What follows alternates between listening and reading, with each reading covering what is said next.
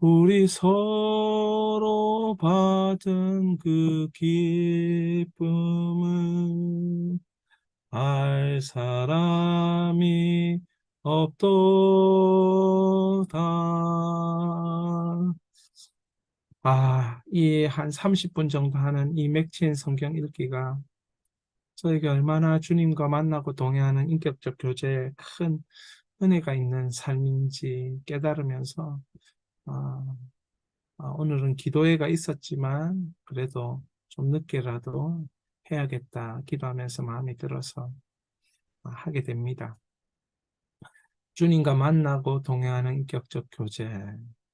주님과 대화가 있으면서 사색, 결단, 행동, 삶이 있어야 합니다. 결과는 주님이 하시는 것에 만족하는 것입니다. 나는 100% 살면 되는 것입니다. 그 과정이 행복입니다. 그 과정이 기쁨입니다. 결과가 어떠하든 크든 작든 주님께 맡기고 주님과의 인격적 교제, 그 과정에 집중하는 것입니다. 그렇습니다. 하루하루, 순간순간 주님과 함께하는 것. 거기서 사색이 있고, 결단이 있고, 행동이 있고, 또 주님과 함께하는 삶, 그리고 하나님의 자녀들을 섬기는 삶, 또 많은 이들과 함께하며 섬기고, 선교하고, 전도하는 삶, 결과를 다 주님께 맡기고, 정말 우리는 주님을 사랑하는 마음으로 이 땅의 삶을, 사회적 관계를 누리면서 지속적으로 순종하는 삶을 사는 것. 그것이 우리가 해야 될 일인 줄 믿습니다. 자, 오늘 11월 9일입니다. 이 11월 9일 맥체인 313일차, 313일차입니다. 365일 중에 313일차죠. 내년에 1월 1일이면 1일차부터 이제 12월 31일까지 365일차까지 다 한번 해보려고 합니다. 참 저에게 있어서는 참 놀라운 은혜의 시간이 아닌가 이런 생각을 해봅니다. 자, 오늘은 결부입니다. 결부. 결부라는 건 일정한 사물이나 현상을 서로 끌어붙여 연관시키는 것, 결부입니다. 이 성경에 결부라는 그런 내용과 단어가 있기 때문에 이 열왕기하, 이스라엘 역사시대, 히브리서 4장, 교회시대, 요엘 1장, 선지자 시대, 시편, 이런 시대별의 성경이 우리에게 가르쳐주는 교훈이 있는 것이에요. 그 주제를 하나 오늘 뽑자면 결부라는 겁니다. 자, 우리 같이 글을 읽겠습니다. 올바른 결부는 아름다운 열매를 맺지만 그릇된 결부는 자기 합리화에 빠져 핑계와 변명으로 추한 결과를 낳는다. 그러므로 하나님이 주시는 모든 것을 우리 인생에 바로 결부시켜 승리자가 되어야 한다. 참 귀하게 깨달음을 줍니다. 여러분, 아름다운 열매를 맺고 싶습니까? 어떤 것을 결부하느냐? 어떤 이론을 가지고 있느냐? 어떤 생각을 가지고 있느냐? 어떤 믿음을 가지고 있느냐? 여러분, 자기 합리화에 빠지지 말고 진리가 말하는 대로, 하나님 말씀이 말하는 대로 용감하게 살아보시기를 바랍니다. 주께서 주시는 반드시 결과가 있습니다. 결부시키는 게 우리의 과정이지요. 자, 열왕기하 22장, 구약 600면에 있습니다. 열왕기하 22장. 액체인 성경 이렇게 시대별로 있는 것이죠. 22장, 율법책을 백성 통치에 결부시켜 나라를 세움. 참 중요한 주제죠. 하나님 말씀을 백성의 통치에 결부시켜 나라를 세움. 요시야 왕에 대한 이야기를 하고 있는 것입니다. 요시야 왕에 대한 이야기. 자, 남왕국 유다의 요시야 왕은 어떤 왕이었으며 무슨 일을 단행하였나. 이 남왕국이라는 것, 다윗의 그 다윗 솔로몬 그리고 정통 이렇게 내려오는 거죠. 르호보암 이런 식으로. 그리고 북이스라엘은 이렇게 그 나누어져 유다를 제외하고 나누어져 나간 여로보암을 중심으로 그렇게 계속 왕위가 계승되는 거죠.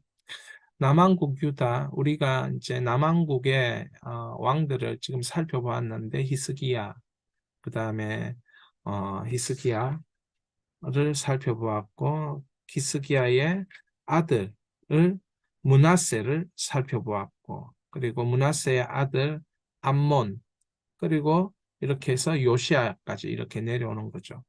자, 무슨 일을 단행하였나? 2절을 보십시다. 예, 이제 이 요시아 왕은 무슨 일을 단행하였는가? 어떤 왕이었으며 무슨 일을 단행한다? 어떤 왕이었는가? 자, 2절에 보면 요시아가 여호와 보시기에 정직을 행하여 여러분 형광펜으로 참 중요합니다. 여호와 보시기에 정직을 행하여 그 조상 다윗의 모든 길로 행하고 좌우로 치우치지 아니하였더라. 다른 왕들의 삶과는 전혀 다른 길을 걸어가고 있죠. 요시아가 왕위에 오를 때 1절에 8세였다고 합니다. 그리고 31년간 다스리게 되는데 그 삶을 보니까 하나님 보시기에 정직한 왕이었어요. 하나님 마음에 합한 다윗의 길로 가는 왕이었어요. 어떤 왕이었냐? 이런 참 하나님 보시기에 기뻐하는 왕이었습니다. 이런 왕이 어떤 일을 단행했는가 하면 이제 5절을 한번 보십시오. 5절. 여호와의 성전을 맡은 감독자 손에 넘겨 그들이 여호와의 성전에 있는 작업자들에게 주어 성전에 부서진 것을 수리하게 하되 그러니까 성전 수리를 명한 것입니다. 여러분 책에 보면 17절에 되어 있는데 그게 틀린 것입니다. 2절하고 5절을 보셔야 돼요. 1번 문제를 풀면 그러면 여러분 묵상을 또 우리가 이 말씀을 보면서 주님과 인격적인 교제를 하게 됩니다. 묵상을 하게 됩니다. 참 내 안에 성전, 마음 성전, 수리가 필요하지 않겠나. 삶의 성전, 수리가 필요하지 않겠나. 그런 생각을 합니다. 구약에는 보여지는 성전이지만 신약은 우리의 몸과 마음과 삶이 성전이고 교회 당은 우리가 모임을 하는 곳이죠. 예배를 드리는 곳이고 그 장소도 중요합니다. 중요합니다. 성전 수리를 했다는 거죠. 참 얼마나 왕이 참 중요한가 이렇게 보는 것입니다. 자, 이번 문제를 풀겠습니다. 요시야 왕은 대제사장 hil기야가 서기관 사반을 통해서 전해준 율법책을 어떻게 대하였나요? 자, 율법책을 이 서기관 사반이 그 대제사장 hil기야가 서기관 사반을 통해서 그 hil기야가 이제 서기관 사반을 통해서 왕에게 전달한 겁니다. 율법책을. 자, 그것을 요시야 왕이 어떻게 됐는가 10절부터 17절까지 나와 있습니다. 자, 사반을 통해서 책을 준 것이 10절 내용이고 11절은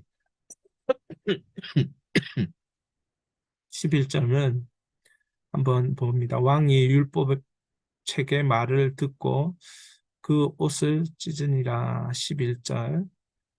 자, 찢으니라 이건 회개를 의미하죠.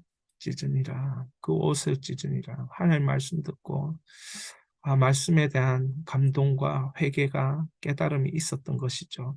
12절 왕이 제사장 hil기야와 사반의 아들 아이감과 미가야의 아들 악불과 서기관 사반과 왕의 시종 아시야에게 명령하여 자 회개하고 자기 옷을 찢고 결단하면서 이제 그 신하들에게 명령을 합니다. 13절 너희는 가서 나와 백성과 온 유다를 위하여 발견한 책의 말씀에 대하여 여호와께 뭐하라? 물으라. 말씀에 대하여 물으라. 여러분은 말씀을 가지고 하나님 앞에 묻고 계십니까? 하나님, 말씀에 이렇게 되어 있는데 왜 이렇습니까? 우리가 어떻게 해야 합니까? 그렇게 묻고 계시는 거죠. 우리의 기도가 그런 하나님 앞에 의문 나는 것, 깨달은 것을 묻고 경청하고 묻고 경청하고 묻고 경청, 이게 이제 인격적인 우리가 교제요 삶인 것입니다. 그리고 계속 읽습니다. 우리의 조상들이 11절 이 책의 말씀을 듣지 아니하며 이 책에 우리를 위하여 기록된 모든 것을 행하지 아니하였으므로 여호와께서 우리에게 내리신 진노가 크도다. 율법에 기록되는 대로 듣지 않고 이스라엘의 죄악입니다. 듣지 않고 기록된 대로 행하지 않는 것. 그래서 자신들의 삶에 이 나라에 여호와의 진노가 임한 것이죠. 남한국, 북이스라엘 왜 나누어졌습니까? 이 말씀을 듣지 않고 행하지 않는 왕들의 삶과 백성들의 삶을 보시면서 하나님이 그 르호보암과 여로보암으로 이렇게 아, 남 유다와 북이스라엘로 나누어 버린 거예요. 왜? 말씀을 듣지 않기 때문에. 하나님의 율법의 말씀을 듣지 않기 때문에. 행하지 않기 때문에. 자, 그래서 14절 이에 선지자 hil기야와 또 아이감과 악볼 사반 아시아가 여선지자 훌다에게로 나아가니 그는 할하스의 손자 디과의 아들로서 예복을 주관하는 샬롬의 아내라. 예루살렘 둘째 구역에 거주하였더라. 그들이 그와 더불어 말하매 훌다가 15절 그들에게 이르되 이스라엘 하나님 여호와의 말씀이 너희는 너희를 내게 보낸 사람에게 말하라. 하나님께서 훌다에게 말씀을 주셨어. 16절 그 말씀에 이렇게 여호와의 말씀이 내가 이곳과 그 주민에게 재앙을 내리되 곧 유다 왕 읽은 책의 모든 말대로 하리니. 그렇죠. 말씀대로 하시는 하나님. 말씀대로 지금 진노 가운데 책망을 받고 그 벌을 받고 있는 거예요. 그래서 왜 그러냐? 왜 하나님이 이렇게 진노하시냐? 17절 이는 이 백성이 나를 버리고 다른 신에게 분향하였며 그들의 손의 모든 행위로 나를 경노하게 하였습니다. 하나님은 분노하게 하신 거예요. 왜? 하나님을 버렸기 때문에. 하나님이 이렇게까지 언약으로 부르시고 다윗을 언약으로 지키시고 다윗 가운데 언약으로 축복하시고 그런 축복이 흘러내려오고 있는 가운데 있음을 알고 출애굽한 이스라엘 백성들에게 하나님 그토록 사랑을 부어주셔서 이 율법책을 끝까지 묵상하고 주야로 묵상하고 지키고 그것에 관하여 하나님의 백성답게 살기를 원했지만 그렇게 하지 않고 하나님을 버렸으므로. 그래서 18절 너희를 보내 여호와께 묻게 한 유다 왕에게 너희가 이렇게 말하라. 이스라엘의 하나님 여호와가 이같이 말씀하셨느니라. 하나님의 말씀을 정하는 거죠. 자, 여러분 19절에 내가 이곳과 그 주민에 대하여 빈 터가 되고 저주가 되리라 한 말을 내가 듣고 마음이 부드러워져서 여호와 앞에 곧 내 앞에 겸비하여 옷을 찢고 통곡하였으므로 나도 내 말을 들었노라 여호와가 말하였느니라. 여러분 회개하는 사람은 마음이 부드러운 사람이 회개하는 거예요. 하나님 앞에 겸비하는 사람은 마음이 부드러운 사람이 할 수 있는 거예요. 여러분 우리가 회개 왜 못합니까? 마음이 완고하기 때문에. 그래서 지금 회개하면서 하나님의 말씀을 발견하고 그 말씀에 발견한 거 읽는 가운데 회개하면서 하나님 앞에 나아가고 있는 왕이 요시야 왕입니다. 그래서 하나님은 말씀에 대하여 어떻게 대해야 되는지 우리는 요시야 왕을 통해서 우리의 삶에 인격적으로 하나님 말씀을 대하고 있는 건지 보셔야 되는 거예요. 자, 히브리서 4장 너무 또 중요한 내용인데 우리가 이 히브리서 4장을 또 살펴봅니다. 신약 356년. 자, 히브리서 4장 들은 복음을 믿음에 결부시켜 안식에 들어가. 믿음에 결부시켜야 된다는 거예요. 자, 3번. 믿는 자가 하나님의 안식에 들어가기 위해 무엇을 힘써야 할까요? 무엇을 힘써야 하나? 믿는 사람이. 1절에서 2절.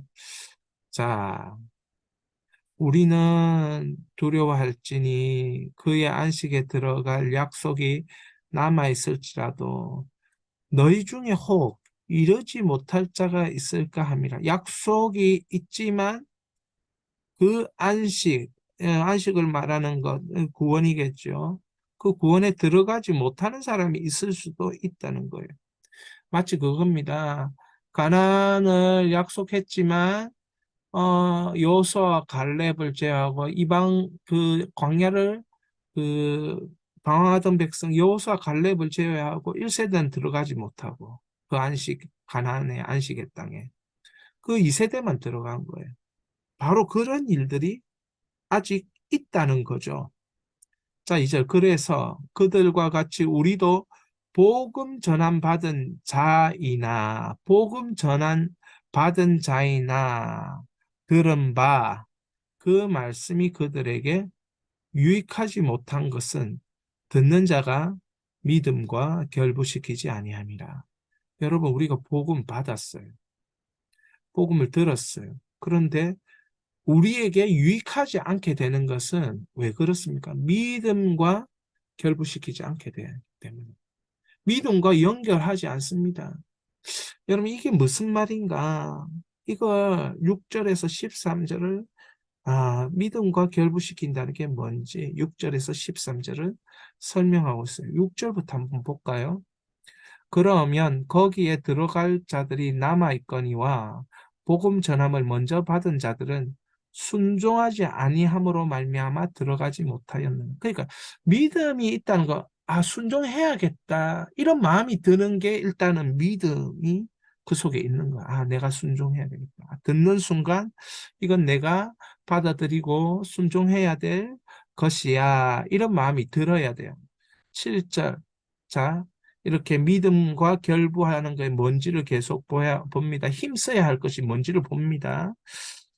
오랜 후 7절 다윗의 글에 다시 어느 날 정하여 오늘이라고 미리 이같이 일렀을 때 오늘 너희가 그 음성을 듣거든 너희 마음을 완고하게 하지 말라. 완고한 마음을 가지고 있는 것은 이거는 믿음과 결부시키는 게 아니에요. 그러니까 내 마음에 완고함이 있어. 그러면 하나님의 말씀을 대하는데 완고해. 바꿀 생각이 없어. 그럼 여러분 믿음으로 결부하고 있지 않은 것이고 결국은 그게 어떤 결론을 냅니까? 약속받은 자일지라도 그것이 나의 삶을 유익하게 만들지 못하는 거예요. 여러분 그냥 교회만 와서 주일날 예배만 예배 드리고 아무 세상에 가서 주님과 동행하고 인격적으로 교제하고 주님의 주시는 은혜와 지식과 이론에 따라서 사람들과 대화하고 그 사람들에게 하나님 말씀으로 접근하고 그런 원리로 사는 거 그런 거 힘써야죠. 힘써야죠. 그러면 힘쓸 마음이 없다. 그게 마음이 완고한 거예요. 8절 만일 여호수아가 그들에게 안식을 주었더라면 그 후에 다른 날을 말씀하지 아니하셨으리라. 그런즉 안식할 때에 하나님의 백성에게 남아있도다. 이미 그 안식에 들어간 자는 10절 하나님이 자기 일을 쉬심과 같이 그도 자기 일을 쉬느니라. 11절 그러므로 우리가 저 안식에 들어가기를 힘쓸지니 같이 읽읍시다. 이는 누구든지 저 순종 아니하는 본에 빠지지 않게 하려 함이라. 순종하는 자가 되는 것을 믿음의 결부하는 겁니다. 12절 하나님의 말씀은 살아있고 활력이 있어 좌우의 날선 어떤 것보다 예리하여 혼과 영과 및 관절과 골수를 찔러 쪼개기까지 하며 또 마음의 생각과 뜻을 판단하나니 지으신 것이 하나도 그 앞에 나타나지 않음이 없고 우리의 결산을 받으실 이의 눈 앞에 만물을 벌거벗은 것 같이 드러나느니라. 이게 여러분 믿음과 결부하는 거예요. 말씀이 하나님 말씀을 통해서 그 좌우의 날이 선 그 하나님 검보다도 예리한 그 하나님의 말씀이 나의 혼과 영과 골수를 찔러 쪼개면서 마음과 생각과 뜻을 바꿔버린다는 그 일이 말씀을 통해서 여러분에게 일어나는 것 믿음과 결부하는 것. 그래서 13절에 그런 말씀을 통한 역사가 영혼과 마음과 그 육체 가운데 일어날 때, 생각 가운데 일어날 때에 모든 것을 결산을 받으실 분은 하나님이시다. 나는 하나님 앞에 선다. 나는 하나님과 산다. 영원한 생활이 되는 거야. 이런 믿음 있는 사람들은 무엇을 힘써야 되는가? 주의 말씀 가운데 살아가는 것. 그럼 순종이 왜 안 됩니까? 말씀이 안 들어와가지고 활력 있는 그 말씀에 내 혼과 영과 관절과 골수와 찔러 쪼개는 그 역사가 없으니까 그냥 얘기 듣는 거예요. 여러분 얘기 듣는 차원으로 끝나면 안 되고 이 말씀이 나에게 들어와서 그 말씀의 예리함이 혼과 영과 관절과 골수를 찔러 쪼개고 마음과 생각과 뜻을 판단하고 하나님께 보여드리는 그런 일이 여러분 우리에게 일어나야 돼요. 그것을 힘쓰는 것이 믿음에 결부시킨다. 이렇게 말하는 겁니다. 4번 우리에게 계신 큰 대제사장은 누구시며 어떤 일을 해주실 수 있을까요? 참 제가 히브리서 4장 보면서 너무 기쁜 거죠. 14절, 15절, 16절 동그라미 치고 이걸 천천히 우리가 같이 읽어보겠습니다. 이걸 글자로 적는 것도 중요하지만 나의 입술로 주님이 누구신지 말하는 거죠. 읽는다는 게. 그러므로 우리에게 큰 대제사장이 계시니 승천하신 이 곧 하나님의 아들 예수시라.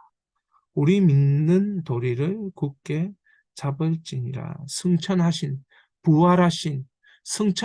예수님은 어떤 의미냐면 통치하시는 예수님이다. 다스리시는 예수님이다. 이런 뜻입니다. 승천하신 예수님. 그 믿음의 도리를 굳게 잡으라는 거죠. 할렐루야. 15절. 우리에게 있는 대제사장은 우리의 연약함을 동정하지 못하실 리가 아니요 모든 일에 우리와 똑같이 시험을 받으신 이로되 죄는 없으십니다. 이건 무슨 말입니까? 우리의 시험을 도우신다. 이런 의미입니다. 16절. 그러므로 우리가 해야 될 일은 우리는 긍휼하심을 받고 때를 따라 돕는 은혜를 얻기 위하여 은혜의 보좌 앞에 담대히 나갈 것이니 어떤 일을 해주십니까? 그분을 찾아 나가면 은혜의 보좌 앞에 통치하시는 예수님 앞에 나가면 그 예수님이 우리의 시험 가운데 도우신다는 거예요. 은혜로 도우신다는 거예요. 은혜 주셔서 그 시험을 이기게 하신다는 거예요. 승리케 하신다는 거예요. 이런 일을 해주실 수 있는 분이 우리 주 예수 그리스도인 것입니다. 예. 구원이 무엇인지 우리는 히브리서에서 발견을 했고 그 구원하시는 분이 어떻게 우리를 다스리시고 통치하시는지 우리는 지금 마주하고 있는 거예요. 그러니까 여러분 주님과 인격적인 교제가 얼마나 중요한가. 그분과 대화하고 사색하고 결단하고 행동하고 삶을 가지고 그 삶을 통하여 사람들과 관계를 맺고 그 사람들과 함께하고 그 사람들을 위로하고 도와주고 섬기고 이렇게 액션이 여러분에게 있어야 되는 거예요. 자, 요엘서 1장 그리고 히브리서 시편 이제 말씀인데요. 우리 요엘서 1장은 구약 1269페이지입니다. 1269페이지. 우리가 요엘서 1장은 우리 6번 문제만 풀겠습니다. 요엘 선지자는 여호와의 날, 심판의 날에 이르기 전에 제사장과 백성은 무엇을 하라고 외쳤나요? 무엇을 하라고? 1269페이지에 무엇을 하라고? 1장 14절 15절 동그라미 칩니다. 1장 14절 15절 너희는 금식일을 정하고 성회를 소집하고 장로들과 이 땅의 모든 주민들을 너희 하나님 성전에 모으고 하나님 어디에 모으라고요? 성전에 모으고 여호와께 부르짖으라. 여러분, 하나님의 심판의 날인데 그때 여러분 뭐 해야 되느냐? 여러분의 일상도 중요하지만 이런 결정적인 날에는 우리가 뭘 해야 되냐? 여호와의 성전에 모이고 여호와께 부르짖는 것입니다. 그럼 대한민국에 만약에 전쟁이 일어났다. 그때 어떻게 해야 되겠습니까? 그때 전쟁을 할 수 있는 사람은 나가야 되겠죠. 그러나 전쟁을 할 수 없는 사람은 어떻게 합니까? 하나님의 성전에 모여서 교회에 모여서 하나님께 부르짖어야 돼요. 그렇게 하지 않았습니까? 6.25 때 낙동강이 무너질 수밖에 없는 이 낙동강만 무너지면 이게 완전히 공산으로 적화가 되는 거예요. 그때 초량교회에 모여가지고 부르짖었잖아요. 바로 그겁니다. 성전에 모으고 모든 주민을 너희 하나님 여호와의 성전에 모으고 여호와께 부르짖으라. 그러면서 무엇을 부르짖습니까? 슬프다 15절 그날이여 여호와의 날이 가까웠나니 곧 멸망같이 전능자에게로부터 이르리로다. 여러분 전능자이신 하나님은 이걸 바꿀 수 있습니다. 그러니까 부르짖어야 되는 거죠. 여러분 부르짖을 수 있기를 바랍니다. 참 예수비전교회는 아직 성전이 없지만 그래서 출입하면서 자유롭게 기도할 수 없다는 것이 너무 안타까워요. 제 안에 기도 제목이 하나 있습니다.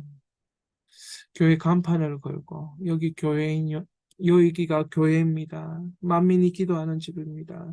누구나 들어와서 새벽이든 저녁이든 낮이든 학생들이 지나가면서 교회 들어가면서 기도 한번 하고 가자.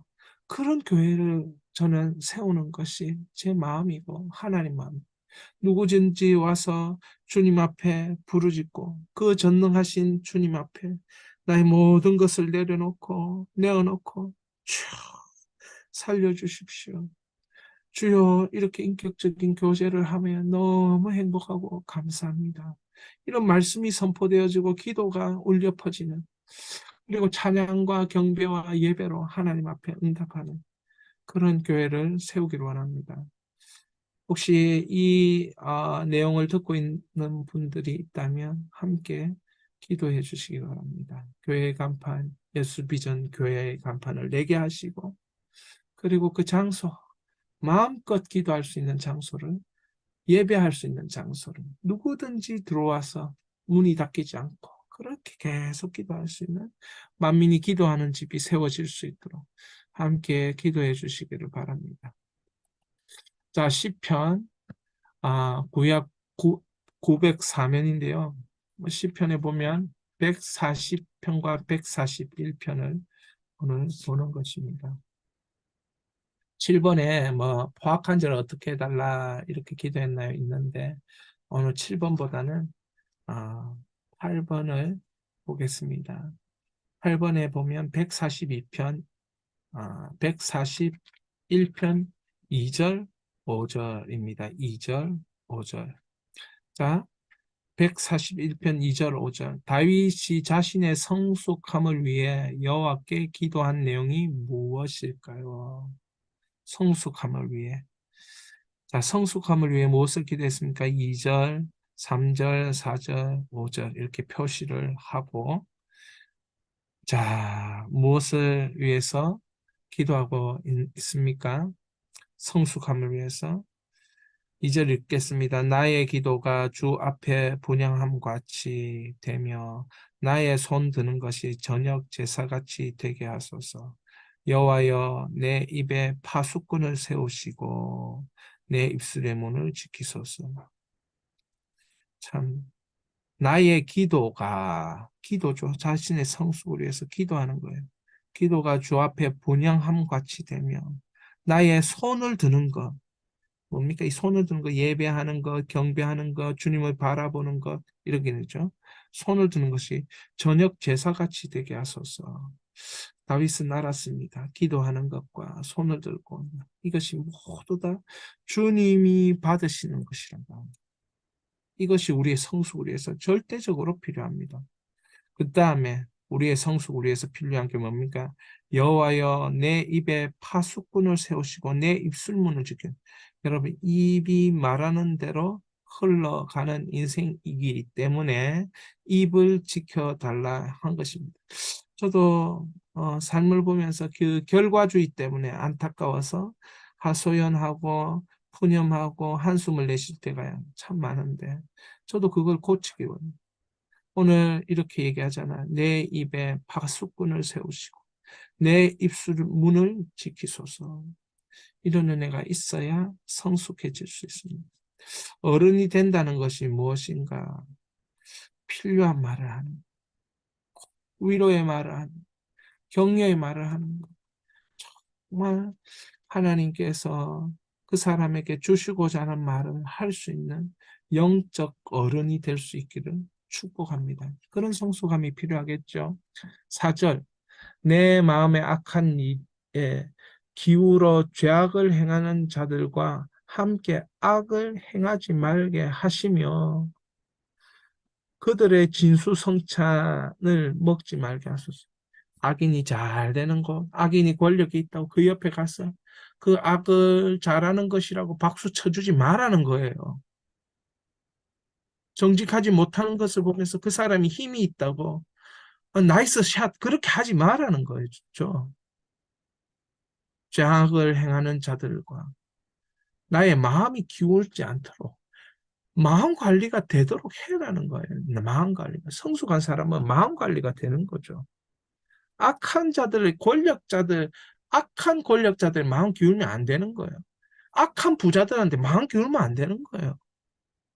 함께 하지 말라는 거예요. 밥같이 먹는 거, 그건 최고의 내 마음을 나누는 거, 밥같이 먹는 거 아닙니까?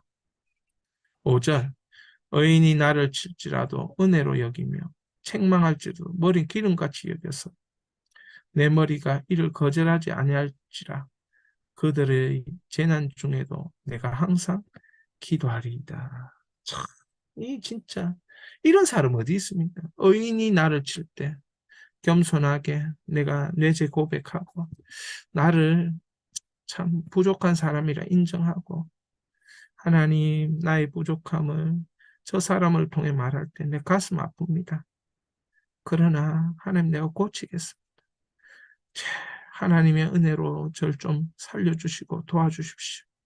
그렇게 은혜로 받아들이고 하나님께 나가는 그 혹시나 그 의인이 또 잘못될 때 어려움 당했을 때 나는 그 의인을 위해서 또 기도하는 거예요. 얼마나 이 멋집니까? 얼마나 성숙합니까? 이렇게 되시기를 주의 이름으로 축원합니다. 자, 그러면 이제 여러분 기도하는 시간 가지도록 하겠습니다. 일기를 쓰면서 큰 은혜가 있습니다. 제가 나누고 싶지만 이 시간 관계상 다 나눌 수가 없는데 하나님 관점으로 나를 보는 것, 하나님 성품으로 나를 보는 것, 그리고 내가 믿음으로 하나님 성품 바라보면서 신뢰하는 것. 이런 마음의 일기를 여러분 그냥 생각만 하지 말고 글로 표현할 때 이것이 정리가 되어지고 이것이 하나님이 은혜를 풀어놓는 현장이 되어지고 때로는 거기 속에서 내가 알 수 없는 것을 깨달으며 보게 하시는 시야들을 열어주시며 하나님 성품으로 기도하게 되고 믿음이 자라게 되고 그런 거예요. 자, 이 시편에 나와 있는 140편과 42편에 나와 있는 이 구절들을 읽고 같이 기도하겠습니다. 같이 읽겠습니다. 내가 알거니와 여호와는 고난당한 자를 변호해 주시며 궁핍한 자에게 정의를 베푸시리이다. 진실로 의인들이 주의 이름에 감사하며 정직한 자들이 주 앞에서 살리이다.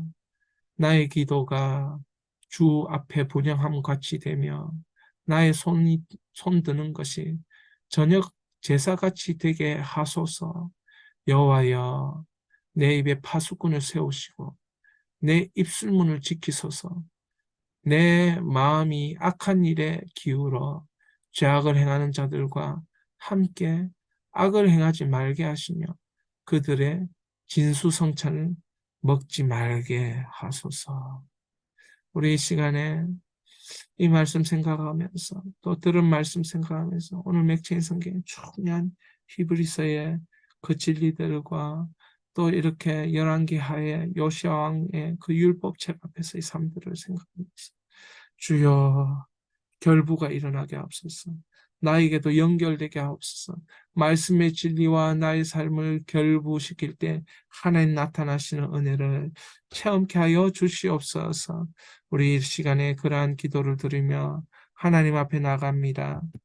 하나님 주여 은혜를 베풀어 주시옵소서.